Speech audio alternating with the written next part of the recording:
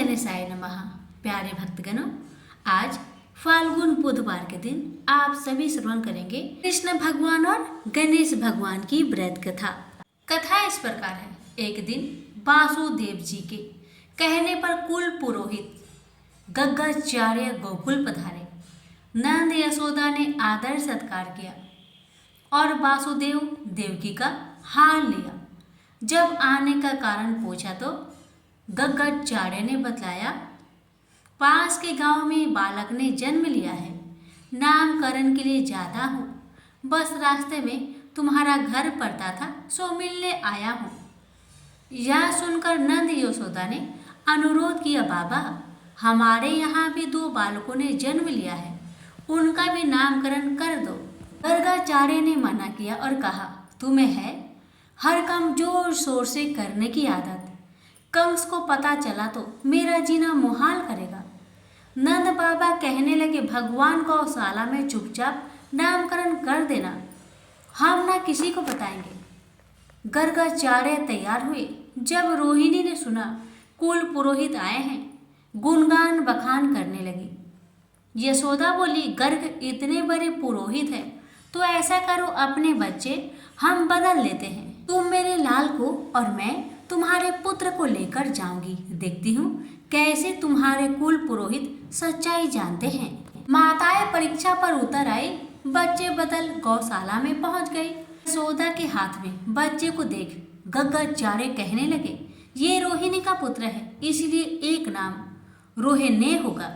अपने गुणों से सबको आनंदित करेगा तो एक नाम राम होगा, और बल में इसके समान कोई न होगा तो एक नाम बल भी होगा, मगर सबसे ज्यादा लिया जाने वाला नाम बलराम होगा। यह किसी में कोई भेद न करेगा, सबको अपनी तरफ आकर्षित करेगा तो एक नाम संकर्षण होगा। अब जैसे ही रोहिणी की गोद के बालक को देखा तो गग्गाचार्य मोहिनी मूर्तियां में खो गए, अपनी सारी सुधि भूल गए, खुली आंखों से प्रेम समाधि लग गई। गग्गाचार्य बोलते थे, न हिलते थे, न जाने इस तरह कितने पल निकल गए। ये देख बाबा यशोदा घबरा गए, हिलाकर पूछने लगे, बाबा क्या हुआ? बालक का नामकरण करने आए हो, क्या यह भूल गए? यह सुन गग्गाचार्य को होश आया और एकदम बोल पड़े, नंद तुम्हारा बालक कोई साधारण इंसान नहीं। यह कहते हुए जैसे उन्होंने उंगली उठाई तभी कान्हा ने आंख दिखाई। कहने वाले थे गग्गाचार्य कि यह तो साक्षात भगवान है। तभी कान्हा ने आंखों ही आंखों में गग्गाचार्य को धमकाया है, बाबा मेरे भेद नहीं खोला, मैं जानता हूँ बाबा यह दुनिया भगवान का क्या करती है, उसे पूछकर अलमारी में बंद कर देती है, और मैं अलमारी में बंद होने नहीं आया हूँ, मैं तो माखन मिश्री खाने आया हूँ, माँ की ममता में खुद को भिगोने आया हूँ। अगर आपने भेद बतला दिया मेरा हाल क्या होगा, यह मैंने आपको समझा दिया। मगर गग्गाचार्य मान नहीं पाए। जैसे ही दोबारा बोले, ये तो साक्षात। तभी कान्हा ने फिर धमकाया, बाबा मान जाओ, नहीं तो जुबान यही रुक जाएगी और अंगुली उठी की उठी रह जाएगी। यह सारा खेल आंखों ही आंखों में हो रहा था। पास में बैठे नंद यशोदा को कुछ न पता चला था। अब गग्गाचार्य बोल उठे, आपके इस बेटे का नाम अनेक होंगे, जैसे कर्म करता जाएगा वैसे नए नाम होते जाएंगे, लेकिन क्योंकि इसने इस बार काला रंग पाया है इसलिए इसका एक नाम कृष्ण होगा। इससे पहले यह कई रंगों में आया है। मैया बोली, बाबा ये आपने कैसा नाम बताया है, इसे बोलने में मेरी जीभ ने चक्कर खाया है, कोई आसान नाम बतला देना। तब गग्गाचार्य कहने लगे, मैया तुम इसे कन्हैया, कान्हा, किशन या कृष्णा कह लेना। यह सुन मैया मुस्कुरा उठी और सारी उम्र कान्हा कहकर बुलाती रही। प्रेम से बोलिए कृष्ण भगवान की जय। आप श्रवण करेंगे गणेश भगवान की कथा। पौराणिक कथाओं के अनुसार एक बार जब माता पार्वती को स्नान करने जाना था, उस समय पहरा देने के लिए कोई नहीं था, तो उन्होंने अपने शरीर पर जो उपटन लगाया था उस उपटन से एक पुतला बनाकर उसमें प्राण डाल दिए और उसको पुत्र की उपाधि दे दी और उसका नाम विनायक रख दिया। माता पार्वती ने उन्हें पहरा देने के लिए कहा और कहा कि कुछ भी हो जाए लेकिन किसी को भी अंदर नहीं आने दिया जाए। इस बीच भगवान शिव आते हैं जिससे गणेश जी वही रोक देते हैं, जिससे भगवान शिव क्रोधित होकर अपने त्रिशूल से उनका सिर धड़ से अलग कर देते हैं और उनका मुख चंद्रलोक में जा गिरता है। जब माता पार्वती स्नान करके वापस आती है तो देखती है कि उनके बेटे का सिर भगवान शिव ने धड़ से अलग कर दिया। माता पार्वती यह सब देख रोने लगी और आग बबूला हो जाती है। भगवान शिव पूछते हैं, तुम क्यों रो रही हो? तब माता पार्वती पूरी घटना बताती है।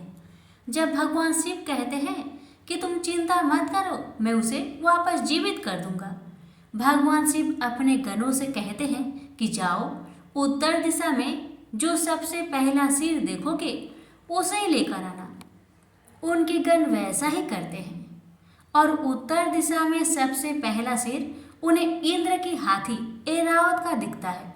वह सिर लेकर आते हैं और भगवान शिव गणेश जी को हाथी का सिर लगाकर जीवित कर देते हैं। प्रेम से बोलिए गणेश महाराज की जय, उमापति शंकर भगवान की जय। एक कर्माबाई नाम की महिला थी। वह महिला जगन्नाथपुरी की भक्ति में खोई रहती थी। वह महिला सुबह उठकर बिना नहाए धोए जगन्नाथ भगवान के लिए खिचड़ी बनाती थी और अपने हाथों से जगन्नाथ भगवान को खिचड़ी खिलाती थी। यह प्रक्रिया वह प्रतिदिन दोहराती थी। सुबह उठकर सबसे पहले जगन्नाथ भगवान के लिए खिचड़ी बनाते और जगन्नाथ जी को खिलाते। इस तरह से उसका जीवन कट रहा था। एक समय की बात है कि एक बार एक साधु महाराज उसके घर पधारे और कर्माबाई से कहने लगे कि हम भूखे हैं, हमें भोजन कराओ, तुम्हारी सारी इच्छाएं पूरी होगी। कर्माबाई ने सोचा कि साधु महाराज हमारे द्वार पर पधारे हैं, उनको भोजन अवश्य कराना चाहिए। कर्माबाई ने साधु महाराज को अंदर बुलाया और उनको भोजन कराने लगी। कर्माबाई ने साधु महाराज को भोजन कराने के बाद महाराज को रात में विश्राम करने के लिए रोक लिया था। सुबह जब कर्माबाई बिना नहाए धोए जगन्नाथ भगवान के लिए खिचड़ी बना रही थी, तब खिचड़ी बनाने के बाद उस साधु ने कर्माबाई से पूछा कि ये खिचड़ी किसके लिए बना रही हो? तो कर्माबाई ने कहा कि यह खिचड़ी मैं जगन्नाथ भगवान के लिए बना रही हूँ। साधु ने कहा कि तुम ऐसा मत करो, बिना नहाए धोए भगवान के लिए भोजन बनाना अच्छी बात नहीं है। साधु ने कहा, तुम अपने नियम बदलो, तुम्हें मैं बताता हूँ, वैसा ही करना। सुबह उठकर स्नान करके पूजा पाठ करके भगवान जगन्नाथ जी का भोजन बनाना। दूसरे दिन कर्माबाई ने साधु महाराज की बात मानकर ऐसा ही किया, लेकिन नियमों के हिसाब से चलते हुए कर्माबाई को खिचड़ी बनाने में देरी हो गई। दोपहर के खाने के समय कर्माबाई ने जगन्नाथपुरी भगवान को खिचड़ी खिलाई थी और जब जगन्नाथपुरी भगवान खिचड़ी खा ही रहे थे तब उनका दोपहर का भोजन का समय हो गया। वह खिचड़ी खाने के बाद बिना पानी पिए मंदिर में चले गए थे। जब भक्तों ने देखा, पंडित जी ने देखा कि जगन्नाथ भगवान के मुख में खिचड़ी लगी है, सभी लोगों ने और पंडितों ने भगवान से प्रार्थना की कि आपके मुख में खिचड़ी क्यों लगी है। तब भगवान ने अपनी पूरी कहानी बताई और साधु ने जब पूरी कहानी सुनी तो साधु को बड़ा दुख हुआ। वह साधु कर्माबाई के पास पहुंचा और कर्माबाई से क्षमा मांगी। इस तरह से आज भी जगन्नाथपुरी मंदिर में जगन्नाथ भगवान के लिए सुबह बाल अवस्था में ही खिचड़ी का भोग लगाया जाता है।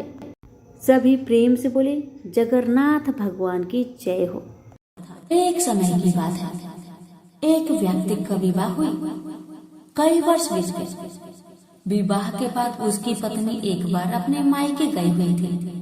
पत्नी के मायके में रहने के कई दिनों बाद उसका पति अपनी पत्नी को विदा करवाने के लिए ससुराल पहुंचा। ससुराल में कुछ दिन तक रहने के बाद वह पत्नी को मायके से विदा कराने की बात अपने सास ससुर से कही। बुधवार का दिन होने के कारण उसके सास ससुर ने कहा कि इस दिन बेटी ससुराल नहीं जा सकती, इस कारण विदाई नहीं हो सकती है। लेकिन वह व्यक्ति नहीं माना और अपनी पत्नी को मायके से विदा कराकर अपने घर की तरफ चल दिया। रास्ते में जाते वक्त पत्नी को बहुत तेज प्यास लगी, तब पानी की तलाश में इधर उधर भटकने लगा।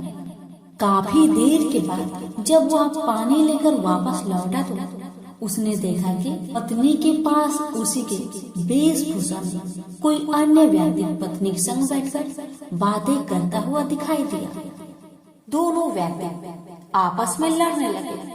पहले व्यक्ति ने गुस्से में दूसरे व्यक्ति से पूछना लगा कि वह कौन और क्यों उसकी पत्नी के साथ बैठकर बातें कर रहा है। फिर आपस में लड़ने लगे। दूसरे व्यक्ति ने कहा, यह मेरी पत्नी है। दोनों के बीच भयानक लड़ाई होने लगी। तब वहां पर कुछ सिपाही आ गए और स्त्री से उसके असली पति के बारे में पूछने लगे। दोनों व्यक्ति को देखकर स्त्री हैरान हो गई कि कौन मेरा पति है। वह दुविधा में पड़ गई क्योंकि दोनों एक जैसे ही लग रहे थे। तब पहला व्यक्ति परेशान होकर मन में कहा कि भगवान, ये आपकी कैसे लीला है। तभी आकाशवाणी हुई कि बुधवार के दिन पत्नी को विदा करवाकर नहीं ले जाना चाहिए था। यह सब सुनकर पहला व्यक्ति समझ गया कि यह भगवान बुद्ध की लीला है। फिर वह व्यक्ति बुद्धदेव से प्रार्थना करने लगा और क्षमा मांगने लगा। फिर फौरन ही बुद्धदेव अंतर्ध्यान हो गए और उस व्यक्ति को अपनी पत्नी मिल गई। तभी से हर दिन बुधवार के दिन भगवान गणेश की पूजा होने लगी। प्रेम से बोले बुद्धदेव की जय हो, गणेश महाराज की जय हो।